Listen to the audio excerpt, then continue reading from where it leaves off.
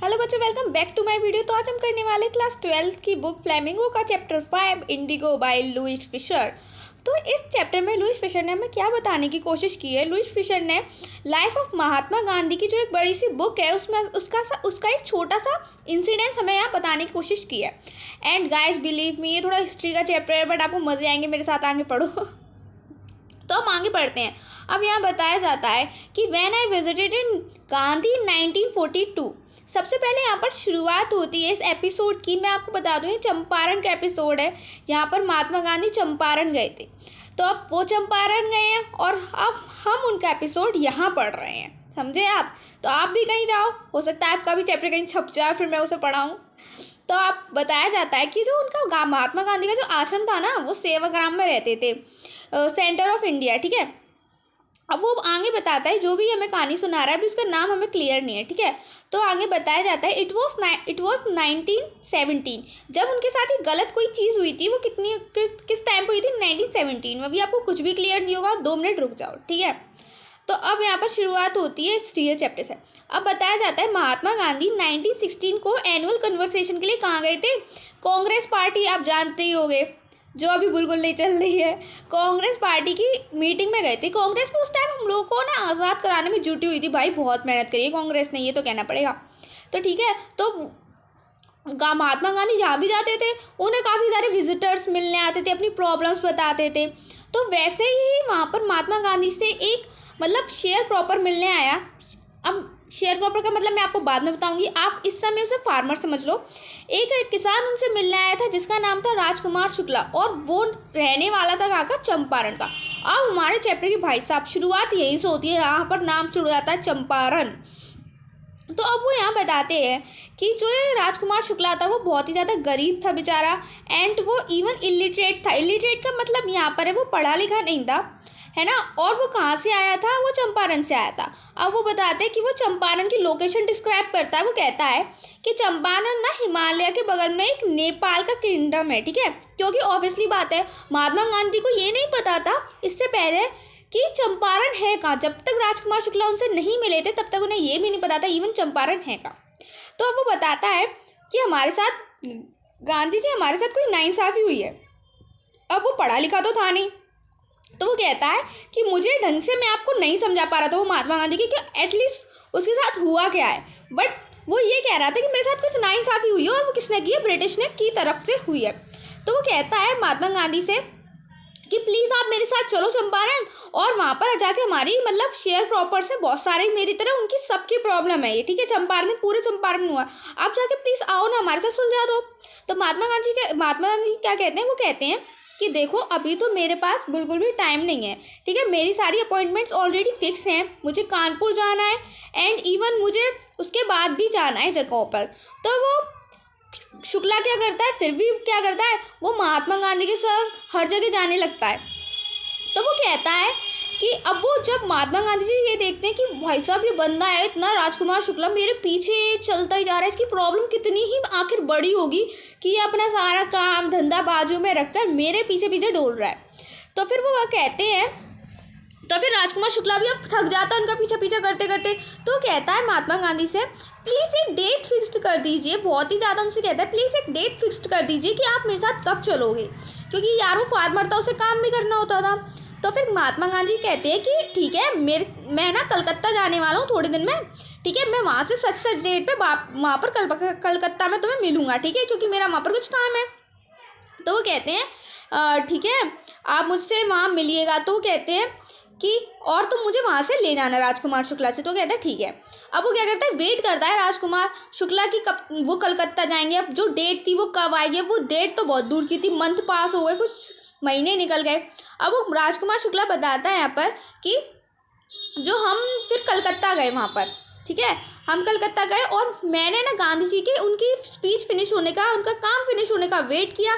And after हम दोनों ने मिलकर एक ट्रेन ली पटना की और हम वहाँ से निकल गए, रवाना हो गए चंपारण के लिए। अब यहाँ पर एक नया हमारे पास नाम आ रहा है सामने, दैट इज़ राजेंद्र प्रसाद। अब आप राजेंद्र प्रसाद को तो जानते होंगे, वो फर्स्ट प्रेसिडेंट ऑफ इंडिया थे जो कि कांग्रेस पार्टी से बने हुए थे।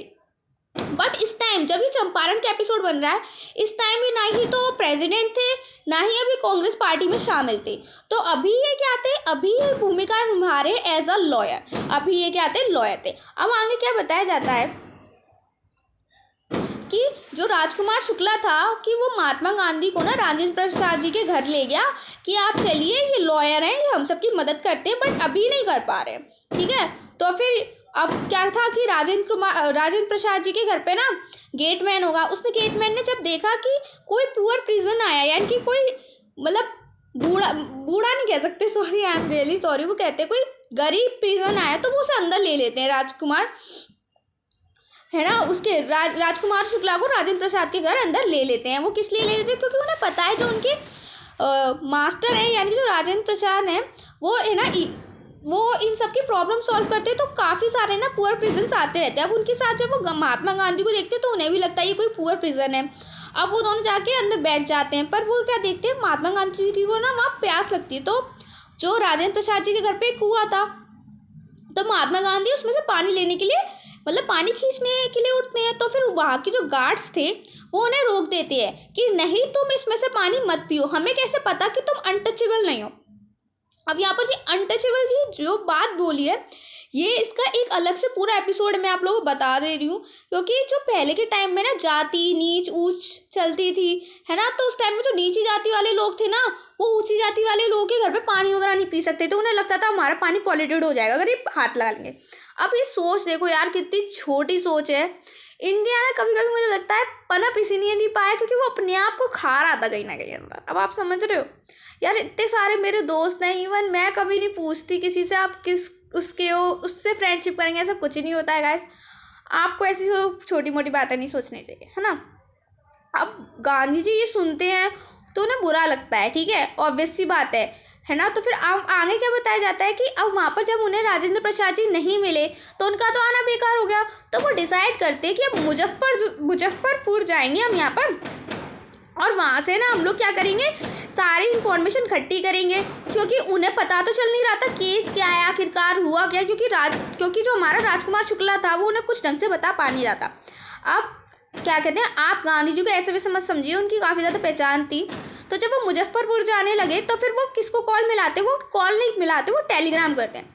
पहले के समय में टेलीग्राम हुआ करते थे, जैसे हमारे यहाँ फ़ोन होते हैं ना, हम एक फ़ोन मिला देते हैं अपने रिश्तेदारों को, हेलो नानी हमारे अभी अभी ऐसे ऐसे। तो फिर उस टाइम में टेलीग्राम हुआ करता था मैसेज भेजने के लिए।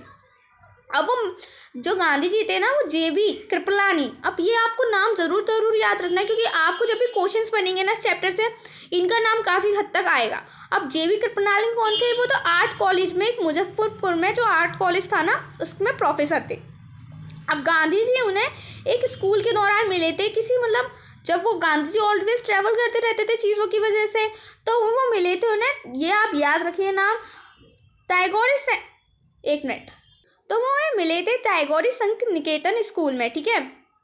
अब वो आगे बताते हैं कि जब उनकी ट्रेन वहाँ पर मुजफ्फरपुर में जाके रुकती है मिडनाइट में 15 अप्रैल 1917 में, तो कृपलानी और उनके काफ़ी सारे स्टूडेंट उनका महात्मा गांधी जी का वेट कर रहे होते हैं और उनका स्वागत करते हैं, ठीक है। अब आगे वो बताया जाता है कि अब गांधी जी आ तो गए, अब रुकेंगे कहाँ। अब यहाँ पर बताया जाता है जो गांधी जी हमारे, उन्होंने कहाँ स्टे किया, उन्होंने मलकानी नाम के गवर्नमेंट स्कूल में पढ़ाने वाले टीचर के यहाँ स्टे किया।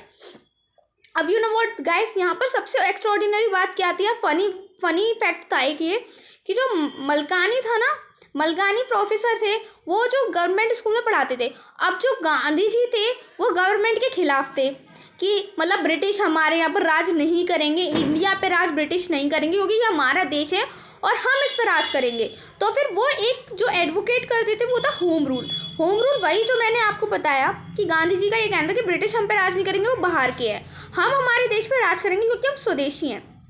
तो ये सबसे बड़ा फैक्ट ये था कि मलकानी जो कि गवर्नमेंट स्कूल के टीचर थे और गवर्नमेंट के अंडर काम करते थे, फिर भी उन्होंने इतनी ज़्यादा हिम्मत दिखाई और गांधी जी को अपने घर पर रखा। ये बहुत बड़ी बात थी उस टाइम के दौरान, अगर आप देखें, ठीक है। तो अब आगे वो बताते हैं कि बहुत सारे शेयर क्रॉपर्स को ना खबर पड़ गई कि गांधी जो है ना मुजफ्फरपुर आए हैं। मुझ पर एक तो बिल्कुल नहीं बोला जा रहा इसका नाम, मुजफ्फरपुर का, ठीक है। तो फिर काफ़ी सारे जो शेयर क्रॉपर थे जो कि राजकुमार शुक्ला की तरह ही थे, बहुत ज़्यादा परेशान, तो वो सब लोग उनसे मिलने आते हैं और अपनी अपनी मतलब यही बताती है कि हम इस तरीके से पीड़ित हैं, ठीक है। तो अब जो है गांधी जी क्या करते हैं, वहाँ के सारे लॉयर्स को इकट्ठा करते हैं और इन्फॉर्मेशन गैदर करने की कोशिश करते हैं कि मतलब भाई ये केस क्या आखिरकार। तो उन्हें क्या पता चलता है कि यहाँ के जो लॉयर्स हैं वो इतनी ज़्यादा इन पुअर लोगों से, यानी जो पुअर फार्मर्स थे उनसे इतनी ज़्यादा हाई फीस ले रहे हैं उनका केस लड़ने के लिए। तो गांधी जी को ना बहुत ज़्यादा गुस्सा आ जाता है। तो गांधी जी, यहाँ पे लिखा है गांधी जी चिढ़, वो बहुत ज़्यादा उन पर चिल्लाते हैं इस चीज़ के लिए कि तुम्हें अकल नहीं है कि आखिर तुम इतने पुअर प्रेजेंस से इन शेयर क्रॉपर से जो ऑलरेडी इतने परेशान हैं, तुम उनसे है ना ये ले रहे हो, पैसे ले रहे हो, है ना, वो भी इतनी ज़्यादा हाई फीस। तुम्हें तो ये चीज़ फ्री में करनी चाहिए उनके लिए और तुम ये सब कर रहे हो। तो फिर गांधी जी उन्हें डांट देते हैं। तो फिर अब यहाँ पर आगे बताया जाता है, यहाँ पर हमें शेयर क्रॉपर का मतलब बताया जाने वाला है। जो राजकुमार शुक्ला था वो शेयर क्रॉपर था, ऐसे बहुत सारे लोग थे। अब जो शेयर क्रॉपर का मतलब होता है कि जो हमारी जो ज़मीन होती है ना, वो तो क्या होती है, मैं आपको एक उससे समझाती हूँ, चलो। तो आप ऐसे समझो जैसे कि ये हमारे पास एक खेत है और ये हमारे पास एक खेत है, अब मतलब काफ़ी सारे खेत हैं, आप ये समझ लो। और जो इनके लैंडलॉर्ड कौन है, इनके लैंडलॉर्ड है ब्रिटिश, ठीक है। और इन पे काम करने वाले कौन है, इंडियन फार्मर, ठीक है, इंडियन फार्मर, ठीक है। अब इसके मालिक कौन है ज़मीन का, ब्रिटिश, लेकिन इस पे काम कौन करता है, हमारा इंडियन फार्मर, जैसे कि राजकुमार शुक्ला जैसे लोग, ठीक है। बट ब्रिटिश अपनी ज़मीन फ्री में तो नहीं देंगे इन्हें करने के लिए, यहाँ पर ये क्या करते हैं, फसल उगाते हैं खाने के लिए, हमारे इंडियन क्रॉपर्स। बट ब्रिटिश की ज़मीन होने के कारण इनको रेंट पे करना पड़ता है, ठीक है, रेंट। अब वो रेंट क्या था, अब वो रेंट है कि आपको 15 इस पूरी ज़मीन के 15% पे, यानी कि ये पूरी ज़मीन जो हमने दे रखी है उसके 15% पे आपको क्या करना पड़ेगा, इन्होंने कह रखा है कि इसके 15% पे आपको क्या करना पड़ेगा, ज़मीन के 15% पे आपको उगानी पड़ेगी इंडिगो, हमारे लिए इंडिगो उगाओगे आप लोग, और वो 15% इंडिगो आप हमें दे दोगे एज अ रेंट। यानी कि रेंट के लिए पैसे नहीं लेते थे, पर लेते क्या थे, इंडिगो। अब ये इंडिगो लेते थे ये लोग। अब बट आप लोग सोच रहे हो क्या दिक्कत है इंडिगो देने में, उगा लो आधे में इंडिगो। बट ऐसा नहीं था, दिक्कत यहाँ ये थी कि आप इंडिगो उगाओगे तो इंडिगो से क्या होता था, काफ़ी ज़्यादा ज़मीन को जो है ना नुकसान होता था हमारे खेतों में। कि क्या होता था, जो मिट्टी की फर्टिलिटी थी, यानी कि मिट्टी की फर्टिलिटी बहुत ज़्यादा कम हो जाती थी, कभी पोटेशियम कम हो गया, कभी मिट्टी के अंदर कुछ कम हो गया आयरन, जिससे कि क्या होता था, वो जो ज़मीन है जो ब्रिटिश की है वो उस पर फसल अच्छी उगती नहीं थी इस 15% हिस्से पे, समझ रहे हो। काफ़ी ज़्यादा मतलब दिक्कत की बात थी क्या, कि इंडिगो उगाना बहुत ज़्यादा हार्डवर्क का काम होता था। अब मैं आपको आगे बताती हूँ। तो इस वजह से ये क्या करते थे, परेशान होने लगे, ठीक है। अब इनके पास क्या आते हैं, अब क्या होता है, उन क्या कहते हैं, हमारे जो ब्रिटिश है उनको पता चलता है कि जर्मनी में ना सिंथेटिक इंडिगो डेवलप्ड हो गई है। अब इंडिगो डेवलप्ड हो गई, उन्हें ये पता चला, तो फिर क्या हुआ, इंडिया से इंडिगो की बाहर जाना बंद हो गया, और जो इंडिगो से उन्हें मोटा पैसा आता था काफ़ी ज़्यादा, वो बंद हो गया। अब भाई ब्रिटिशों के दिमाग में बजी घंटी, भाई हमें तो नुकसान हो गया। अब मैं आपको इंडिगो बता देती हूँ। इंडिगो एक क्रॉप होती है, ऑब्वियसली बात है, वो फसल होती है जैसे कि डाई टाइप, जिसकी नील वगैरह आप समझ लो होती है ना, कलर वाली फसलें वैसी, ठीक है।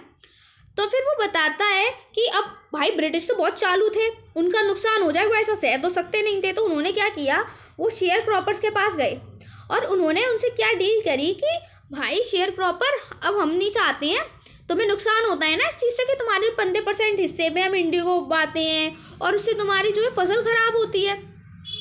तो वो जो बेचारे जो हमारे किसान हैं वो कहते हैं हाँ भाई हाँ हमारी हो रही है। और बेचारे किसान हमारे पढ़े लिखे तो है नहीं है, तो फिर वो क्या करते हैं, वो कहते हैं उनसे कि कुछ नहीं है, चलो हम तुम्हारे कॉन्ट्रैक्ट से फ्री कर देंगे, जो हमने तुम्हें कॉन्ट्रैक्ट बना रखा है ना 50% इंडिगो रेंट पे देने का, तुम उस कॉन्ट्रैक्ट की जगह हमें क्या करो, हमें ना कंपनसेशन पे कर दो। कंपनसेशन, अभी कंपनसेशन कहाँ से आ गया भाई, जब तुम्हें खुद को क्रॉप्स नहीं चाहिए इंडिगो, ठीक है, तुम्हें खुद को नहीं चाहिए, है ना, क्योंकि तुम्हारे पास अब कोई फायदा नहीं है, लेकिन तुम क्या कर रहे हो, किसानों को डिसीव करो, किसानों को उल्लू बना रहे हो, उनसे पैसा ऐंठ रहे हो। अब ये फैक्ट क्या है, गांधी जी को पता चलता है। तो जो हमारे फार्मर्स थे ना, उन्होंने क्या किया उस टाइम कि कुछ ने तो एग्री हो गए इस चीज़ पे कि उन्हें लगा क्योंकि इस चीज़ में फ़ायदा, क्योंकि इंडिगो को आना ना बहुत मेहनत का काम था। इंडिगो से सॉइल की फर्टिलिटी बेकार होती थी और बहुत ज़्यादा प्रॉब्लम्स उनके सामने आके खड़ी होती थी। अब उन्होंने कुछ ने तो कंपनसेशन दे दिया फार्मर ने, और कुछ ने कंपनसेशन देने से मना कर दिया, भाई हमारे पास पैसा नहीं है, बिल्कुल हम नहीं दे पाएंगे। तो उनके लिए क्या किए, तो फिर ब्रिटिश उनके लिए ठग्स बुला के ले गए। मैं ठग्स का मतलब क्या होता है, यानी कि रेंट पे लोग ले गए उन्हें मारने के लिए फार्मर्स को, और उनसे ज़बरदस्ती क्या लिए, कंपनसेशन लिए। और जबकि यहाँ पर इंडिगो किसको नहीं चाहिए थी, खुद को, ब्रिटिश को। फिर भी उन्होंने यूज़ किया किसको, उन्होंने यूज़ किया एक इंडियन को बेवकूफ़ बनाने में, ठीक है, और उससे भी कंपनसेशन ले लिया। अब जो आगे बात पता चलती है, इस पॉइंट में गांधी जी को इतना नहीं पता था इस केस के बारे में। तो क्या कहते हैं, उन्होंने सोचा कि पहले मुझे सारे फैक्ट्स को जोड़ना होगा, सब चीज़ों को जोड़ के देखना होगा कि क्या चीज़ मुझे पता चलती है। तो फिर उन्होंने कहा सारी इन्फॉर्मेशन गैदर तो मुझे नहीं मिल रही, तो मुझे सेक्रेटरी ब्रिटिश लैंडलॉर्ड एसोसिएशन जाना पड़ेगा। गाइस, अब आपको ये नेम बिल्कुल याद रखने की सख्त से ज़्यादा ज़रूरत है, क्योंकि ये क्वेश्चन आ सकता है कि गांधी जी इन्फॉर्मेशन इकट्ठा करने के लिए सबसे पहले कहाँ गए थे। तो आपका एक 1 मार्क्स में आ सकता है, ये ब्रिटिश लैंडलॉर्ड एसोसिएशन गए थे। और इससे भी पूछा जा सकता है कि जब ये भी क्वेश्चन पूछा जा सकता है कि जब Mahatma Gandhi British landlord association में गए तो क्या उन्हें इन्फॉर्मेशन मिली या नहीं मिली। तो अब आगे क्या होता है, जब महात्मा गांधी जी ने वहाँ पर विजिट की तो फिर वहाँ के लोग उनसे कहा कि इन्फॉर्मेशन दो भाई, केस के बारे में, क्या केस है, मुझे केस के बारे में इन्फॉर्मेशन चाहिए। तो वहाँ के लोगों ने गांधी जी को सख्त मना कर दिया कि भाई हम तुम्हें कोई इन्फॉर्मेशन नहीं दे रहे, तुम जाओ यहाँ से, तुम आउटसाइडर हो, तुम चंपारण के नहीं हो, तुम फलाना नहीं हो, तुम दिखाना नहीं हो। तो फिर महात्मा गांधी जी कहते हैं क्यों, मैं बाहर का कैसे हो गया भाई, मैं एक इंडियन हूँ, ठीक है। बट वो फिर भी गांधी जी को मतलब नहीं सुनते हैं और उन्हें भगा देते हैं। अब नेक्स्ट क्या होता है कि गांधी जी जब वहाँ पर केस लड़ने के लिए आए थे, तो जब ब्रिटिश ऑफिशियल कंपनीज के वहाँ पर वो लोग गए तो फिर उन्हें पता चल गया ना सभी लोगों, गांधी जी हैं, गांधी जी से सब लोग डरते, जानते तो थे ही कि ये क्या करते हैं। तो फिर उन्होंने क्या किया कि गांधी जी को वार्न किया कि भाई तुम यहाँ से छोड़ के चले जाओ अभी की अभी, और निकल जाओ चंपारण से यहाँ से। बट उन्हें काफ़ी ज़्यादा बुली किया जाने लगा, पर गांधी जी वहाँ से नहीं गए। उन्होंने उसको नहीं देखा कि क्या होगा आगे, क्या होगा पीछे। उन्होंने सोचा मैं यहाँ से नहीं जा रहा हूँ, चाहे कुछ भी हो। इंस्टेड ऑफ जाने के वो क्या गए, उन्होंने मोतिहारी गए वो सबसे पहले, जो कि कैपिटल थी चंपारण की। अब यहाँ पर क्वेश्चन बन सकता है कि मोतिहारी चंपारण की कैपिटल थी, या ये क्वेश्चन आ सकता है कि चंपारण की कैपिटल क्या थी। मतलब ये वाला क्वेश्चन आपको आ सकता है डेफिनेटली, आप याद रखो मोतिहारी क्या थी, कैपिटल ऑफ चंपारण, ठीक है। तो फिर अब वो क्या कहते हैं, उन काफ़ी सारे लॉयर्स ना महात्मा गांधी जी का क्या कहते हैं साथ देते हैं, और उनको रेलवे स्टेशन तक छोड़ने आते हैं, उन्हें बाय बाय करने आते हैं, बाय बाय गांधी जी मिलते हैं दोबारा। अब जब गांधी जी आपके पहुंच गए मोतिहारी, तो उन्होंने वहाँ पर एक हाउस को अपना हेडक्वार्टर बना लिया, और वहाँ पर वो क्या करने लगे, सभी चीज़ें इन्फॉर्मेशन गैदर करने लगे, है ना। और क्या करने लगे कि सारे एविडेंस इकट्ठे करने लगे, किसके खिलाफ, वो ये सब कर रहे थे ब्रिटिश लोगों के खिलाफ, ठीक है। सारे है ना ऑफिशियल नोट्स वगैरह उन्होंने तुरंत ही इकट्ठे करना शुरू कर दिए। अब जब तक वो ये सब कर रहे थे, ठीक है, तो फिर उन्हें एक ऑफिशियल नोट आता है किसकी तरफ से, गवर्नमेंट की तरफ से। और वो क्या होता है कि गांधी जी तुरंत की तुरंत अभी की अभी चंपारण को इमीडिएटली लीव कर दें। और उस रिसिप्ट में गांधी जी क्या लिख देते हैं, जिस रिसिप्ट पे ये लिख के आया था कि गांधी जी अभी की अभी चंपारण छोड़ दें, तो गांधी जी उस रिसिप्ट को उल्टा करते हैं और इस पर क्या लिखते हैं, आई डिसओबे दिस ऑर्डर, मैं इस ऑर्डर को नहीं मानूंगा, तुम कुछ कर लो। ये है ना इंडिया का डिसीजन भाई। अब क्या होता है, गांधी जी रिसेंट समन्स। अब यहाँ पर समन क्या होता है कि जैसे कि कोई भी कोर्ट या आप पे कोई केस चल रहा होगा और आप वहाँ पर, तो आपको बुलाया जाएगा। अगर आप पे वो केस चल रहा है ना, तो सम्मन किया जाता है कि आप आओ, इस हियरिंग को आपका केस है, ठीक है। तो वैसे गांधी जी को बुलाया गया नेक्स्ट डे। तो गांधी जी ने ना क्या कर दिया, पहले गांधी जी ने कही अरे ये तो मेरे संग चालाकी करने की कोशिश कर रहे हैं और मुझे पकड़ के रख लेंगे उसमें जेल में, और ये क्या करेंगे, इस तरीके से चैप्टर क्लोज हो जाएगा और ना ही किसी को जस्टिस मिल पाएगा। तो फिर उन्होंने जल्दी से क्या किया, उन्होंने फिर अपना टेलीग्राम घुमाया, वही जादुई फ़ोन, और वो राजेंद्र प्रसाद जी को कॉल किया कि जल्दी से तुम आ जाओ यहाँ पर, और तुम्हारे संग जो भी अच्छे अच्छे लॉयर हो, तुम्हारे भाई मतलब दोस्त वगैरह, उन्हें भी लेके आओ, क्योंकि ऐसा ऐसा मेरे साथ हो गया है। अब क्या कहते हैं, अब जो मॉर्निंग होती है तो फिर मोतिहारी में जो सारे ब्लैक प्रेजेंट्स थे, यानी कि ऐसे शेयर क्रॉस वगैरह या जो भी पीड़ित लोग थे हमारे जैसे, उन्हें क्या पता चलता है कि कोई एक महात्मा आया है, केवल उन लोगों को पता है क्या पता चलता है कि कोई एक महात्मा आया जो उनकी हेल्प करना चाहता है। और केवल इसी चीज़ को सुन के वो लोग क्या हो गए, ब्रिटिश की जो कोर्ट थी उसके आगे जाके वहाँ खड़े हो गए और गांधी जी के लिए लड़ने लगे। तो आप ये देख रहे हो पावर, कि आप किसी के लिए, एक जनता के लिए आप एक चीज़ करके देखो, फिर आप जनता को देखो, वो आपके लिए हमेशा खड़ी रहेगी। जनता को ये भी नहीं पता कि महात्मा गांधी आए थे, उन्होंने केवल ये सुना कि कोई महात्मा आया है, एंड वो लोग चले गए वहाँ कोर्ट की बार, उन्हें कोई फर्क नहीं पड़ रहा है कि ब्रिटिश उन्हें कितना मारेगा, उनके अंदर एक डर खत्म हो गया और वहाँ जाके वो खड़े हो गए। ठीक है। और भाई वहाँ के ब्रिटिश के लोग देख रहे हैं, जो जनरल गवर्नर हैं, ये क्या हो रहा है भाई, इतना सारा क्राउड कैसे आ गया, इकट्ठे इतने सारे लोग कैसे, और ना उन पे लोग समझ रहे हैं, ना उन पे कुछ समझ लाए, लेकिन वो इंडिया पे राज कर रहे हैं आगे, देख रहे हो आप लोग। तो फिर अब गवर्नमेंट के लिए एक बैटल फील्ड हो गई कि भाई इतने सारे लोगों को संभालते संभालते वो संभल नहीं रहे थे। तो उन्होंने गांधी जी से कहा कि भाई इस क्राउड को हटाओ वरना देख लो फिर। तो गांधी जी से रिक्वेस्ट की उन्होंने। तो फिर गांधी जी ने केवल प्यार से उन लोगों से बात की और उनसे कहा, रिक्वेस्ट की, और वो लोग शांत हो गए। अब आगे क्या पता चलता है कि अब क्या था, जो गांधी जी की हियरिंग थी वो होने लगी, है ना। तो फिर उन्होंने अपना स्टेटमेंट दिया गांधी जी ने। सबसे पहले तो भाई जब इतनी ज़्यादा बैटल फील्ड हो गई थी ना भाई, इतना क्राउड हो रहा था, तो फिर उनके जो लॉयर है ना वहाँ पर प्रोसिक्यूशन ने क्या कहा, भाई पोस्टपोन कर दे रहे हैं ट्रायल, है ना। किससे कहा उन्होंने, कोर्ट के मजिस्ट्रेट से, भाई पोस्टपोन दे रहे हैं, हमें तो डर लग रहा है आगे क्या होगा। तो गांधी जी मना कर देते, भाई पोस्टपोन कहेगा, पोस्टपोन कोई पोस्टपोन तो नहीं हो रहा, आप भी की अभी हियरिंग करो मेरी। अब पता है वो ऐसा क्यों कह रहे थे, अब वो चालाकी दिखा रहे थे, उनने देखा जनता आगे खड़ी हो गई है, हम पिटे जाएंगे, तो उनने टालने की कोशिश की इस चीज़ को। पर महात्मा गांधी जी ऐसी थोड़ी बेवकूफ़ थे। महात्मा गांधी जी ने अपनी जो भी गलती थी उसे है ना एक्सेप्ट कर लिया। उन्होंने कहा कि हाँ मैं गलत था कि जो मैंने आपकी गवर्नमेंट का डिसोबे किया, बट ये कॉन्फ्लिक्ट्स ऑफ ड्यूटीज़ की वजह से हुआ है कि मेरे ऊपर भी कुछ ड्यूटीज़ थी जिसकी वजह से मैं ऐसा नहीं कर पाया। आपकी जो मैं भले ही मैं कोई बैड एग्जाम्पल सेट नहीं करना चाहता था लोगों के सामने कि इस तरीके से वो बात ना माने गवर्नमेंट की, बट कहीं ना कहीं एक ह्यूमैनिटी के कारण कि मेरे अंदर एक और ड्यूटी थी मेरे ऊपर कि मुझे जस्टिस दिलाना था उन लोगों को। तो कहीं ना कहीं मेरे दिल की जब आवाज़ आई, अगर मैं यहाँ से चला जाऊँगा तो मैंने जस्टिस नहीं दिलवा पाऊंगी, तो मेरे अंदर कहीं ना कहीं दिल से आवाज़ आई और महात्मा गांधी ने अपने दिल की सुनी और उन्होंने कहा कि जो मुझे उस टाइम सही लगा मैंने किया। और मैंने क्या किया कि मैंने चंपारण छोड़ने का फैसला नहीं लिया, मैं चंपारण में ही रहूँगा, इसका फैसला मैंने लिया और अपने दिल से जो आवाज़ आई थी उसको सुना।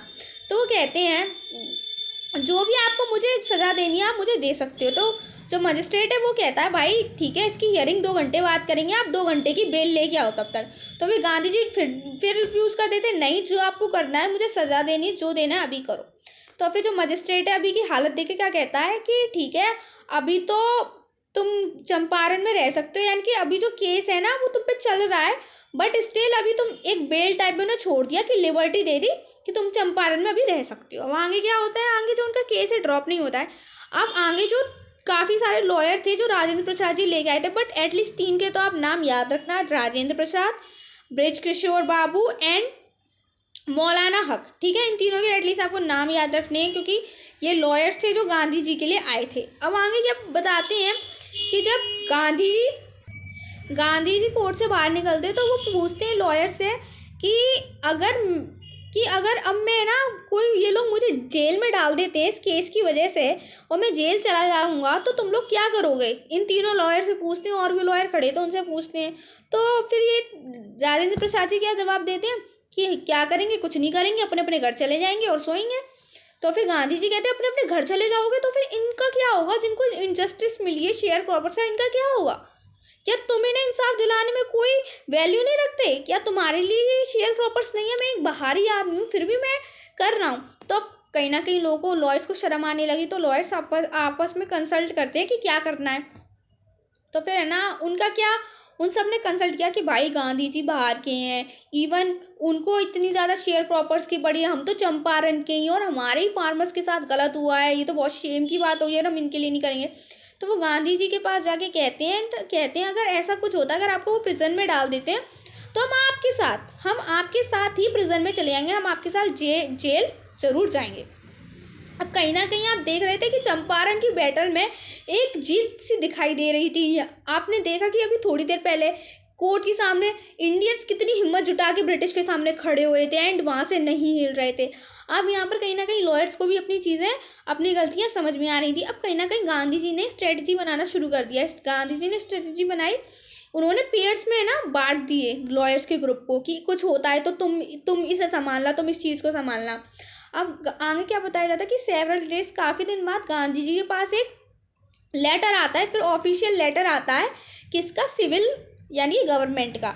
और वो उसमें क्या लिखा होता है कि जो भी गांधी जी ने डिसोबे किया था ना जिस भी चीज़ को, उस चीज़ को फिलहाल तो अभी इन्हें क्या मिल गया है, वो कहते हैं कि अभी फ़िलहाल के लिए तो आपका जो केस है वो ड्रॉप हो चुका है, केस उन पर ख़त्म हो चुका था।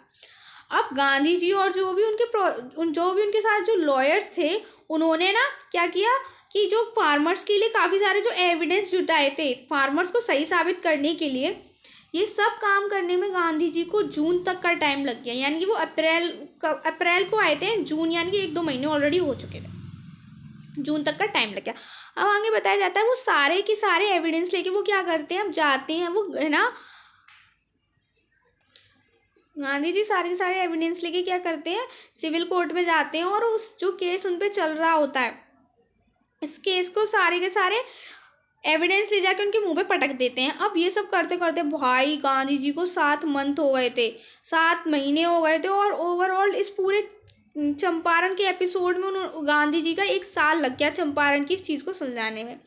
तो अब वो जो सारे उन्होंने एविडेंस इकट्ठे किए थे, जब वो उन्होंने असेंबली में रखे और दिखाया तो क्या हुआ भाई, ब्रिटिश लोग गिल्टी साबित हो गए। तो उन्होंने कहा हमारा फंड तुम्हें कितना चाहिए, हम तुम्हें कितना बैक फंड करें। उन्होंने किसानों से जो लिया था ना पैसा कंपनसेशन के रूप में, तो उन्होंने, ब्रिटिश ने पूछा कंपनसेशन हम तुम्हें कितना वापस कर दें। अब देखो यार ब्रिटिश कितने मक्कार हैं, जब तुम गिल्टी साबित हो गए हो ना, अब कंपनसेशन पूरा वापस करो ना। लेकिन नहीं, वो जानते थे अगर गांधी जी कहेंगे हमें पूरा वापस करो तो फिर वो कहीं ना कहीं यहाँ पर है ना उन पर केस चला देंगे या ब्रिटिश उनकी बात नहीं सुनेंगे अगर वो पूरा कंपनसेशन मांगेंगे। गांधी जी इस बात को अच्छे से जानते थे, तो गांधी जी ने बोला ठीक है, तुम हमें 50% दे दो, जो फार्मर ने तुम्हें पैसे दिए ना सबके कंपनसेशन में से तुम 50% दे दो। अब ब्रिटिश इतने चालू हैं, उन्होंने कही नहीं हम 50% नहीं दे रहे भैया, हम ये डील 25% पे क्लोज कर रहे हैं। तो ब्रिटिश को क्या लगा गांधी जी ये चीज़ मानेंगे नहीं 25% वाली, और ये बात यहीं अटक के रह जाएगी, तो हमें क्या है ये 25% भी वापस नहीं करना पड़ेगा। उनकी चालूगिरी देख रहे हो आप लोग। पर गांधी जी क्या कहते हैं, ठीक है जो भी है तुम 25% पे डील लॉक करो और हमारा क्या कहते हैं 25% पैसा वापस करो इन फार्मर्स का। अब भाई ब्रिटिश को तो करना पड़ा ये चीज़। अब जब लोग ये सुनते हैं कि 25% पैसा ही वापस हो रहा है, तो काफ़ी सारे लोग दुखी भी होते, कहते हैं कि आपने बस 25% की क्यों डिमांड रखी, आपको हमारे ज़्यादा पैसा वापस दिलवाना चाहिए था। ठीक है, तो कहीं ना कहीं काफ़ी सारे लोगों को ये बात बुरी लगती है इंडिगो शेयर क्रॉपर्स को। तो फिर वो क्या है, वो बताते हैं इस चीज़ को, वो एक्सप्लेन करते हैं गांधी जी और कहते हैं कि कहीं ना कहीं तुम ये चीज़ देखो कि कहीं ना कहीं ये जो वॉर थी वो हम लोग ने ही जीती है, और हम लोग ने दिखाया कि हम में भी करेज है। जो तुम लोगों फार्मर शेयर क्रॉपर्स, तुम्हारे अंदर से डर निकला, ठीक है, मेरी सबसे बड़ा मेन मोटिव था तुम्हारे अंदर से डर निकालना ब्रिटिश के लिए, क्योंकि हम लोग ये चीज़ लॉ कोर्ट से करते तो ये कभी सुलझती ही नहीं। इवन तुम लोग के अंदर जब तक डर बना रहता तुम कभी ब्रिटिश से जीतते नहीं। हमने ब्रिटिश को ये दिखा दिया, उनका सेल्फ एस्टिमेट लो कर दिया। जब उनने पैसे वापस किए कहीं ना कहीं वो गिल्टी साबित हुए, तो उन्हें समझ में आया कि जितना हक उनका ज़मीन पर है उतना ही शेयर क्रॉपर्स का भी हक किस पे है, उनकी ज़मीन पर, उस चीज़ पे है। वो अपनी मनमानी नहीं कर सकते हैं क्योंकि शेयर क्रॉपर्स भी यहाँ पर हैं। तो सब लोग को समझ में आता है ये जो वॉर थी कहीं ना कहीं पॉलिटिकल भी थी, ये बात पैसे की नहीं थी। जितना पैसा मिला वो कहीं ना कहीं जीत थी। इसी जीत की शुरुआत से कि इस स्वराज को स्थापित करने के लिए उन्होंने ये सब किया। अब जब गांधी जी वहाँ से ये जस्टिस दिलवा दिया था उन्होंने चंपारण के लोगों, तो वो चंपारण में क्या देखते हैं भाई, चंपारण में ना बहुत ज़्यादा बैकवर्डनेस है, यानी कि बहुत ज़्यादा पिछड़े ज़माने के लोग की तरह ये लोग रह रहे हैं। ना ही तो यहाँ पर स्कूल्स है, ना ही यहाँ पर मेडिकल है, लोगों की हालत भी बहुत ज़्यादा ख़राब है। तो फिर गांधी जी ना इमीडिएटली क्या करते हैं, यहाँ पर 2 नाम आपको ज़रूर याद रखने हैं, महादेव देसाई एंड दूसरा था नरहरि पारेख। ये दोनों उनके कौन थे, डिसिप्लिन्स थे, यानी कि उनके शिष्य थे और बहुत ज़्यादा उन्हें गांधी जी को मानते थे, उनके साथ ही रहते थे।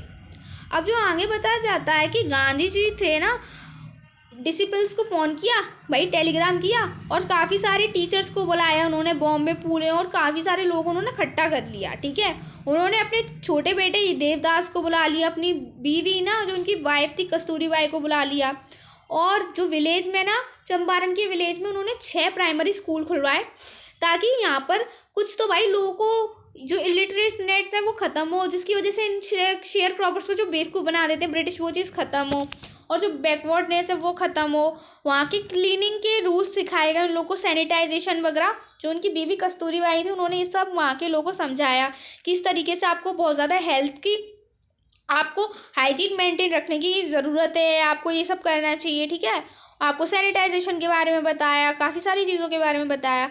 अब उन्होंने वहाँ पर मेडिकल्स भी खुलवाए, जहाँ पर 3 दवाइयाँ जो हैं आपकी, 3 दवाइयाँ ज़रूरी से मिलती थी, जो थी तक कैस्ट्रॉल ऑयल, ठीक है, दूसरा आपको क्यूनाइन, एंड तीसरा था सल्फर ऑर्नामेंट। अब ये तीनों दवाई किस चीज़ में यूज़ होती थी, किसी की कोटेड टंग हो जाती थी तो फिर उसको किस चीज़ का डोज दिया जाता था, कैस्टर ऑयल का। किसी को मलेरिया फीवर हो गया तो उसे क्यूनाइन दिया जाता था, एंड किसी को अगर स्किन प्रॉब्लम हुई है तो उसे ऑर्नामेंट वाली दवाई दी जाती थी। अब आगे क्या बताया जाता है, गांधी जी ने क्या नोटिस किया ये सब करने के बाद कि उन्होंने एक औरत को नोटिस किया कि उसके क्लॉथ्स भाई साहब इतने गंदे हो रखे थे, बट वो उनको पहने हुए थी।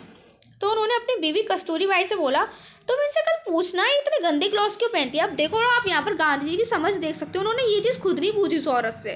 ठीक है, उन्होंने अपनी बीवी से कहा कि तुम पूछना, क्योंकि एक औरत ही औरत को समझ सकती है। आप यहाँ पर ये कह सकते हो गाइस, जैसे मैं एक यूट्यूबर एक देखने वाले को ही समझ सकता है, समझे आप। तो उन्होंने उस वूमेन से पूछा जो कस्तूरीबाई थी, उन्होंने उस औरत से बात की तो उस औरत ने बताया, वो औरत कस्तूरीबाई को अपने घर ले गई और उन्होंने कहा कि देखिए मेरे घर में कोई भी कबर्ड या कोई बॉक्स नहीं है जहाँ पर मैं अपने कपड़े रख सकती हूँ। और उसने कहा कि उसके अलावा मेरे पास कोई साड़ी भी नहीं है, मेरे पास एक ही साड़ी है जिसे मैं, केवल एक ही साड़ी है, तो अब बताओ वो नहाएगी कैसे। ठीक है ना, आप समझ रहे हो। नहाने के बाद कपड़े क्या पहने, उसके पास 2 जोड़ी कपड़े भी नहीं थे। तो आप समझ रहे हो कितनी गरीबी थी और कितने मलूक यानी कि कितने हर्टलेस ये कौन थे, ब्रिटिश थे। उनसे कंपनसेशन ऐंठे जा रहे थे, जहाँ भाई बंदे के पास एक जोड़ी कपड़े नहीं है 2 जोड़ी पहनने के लिए।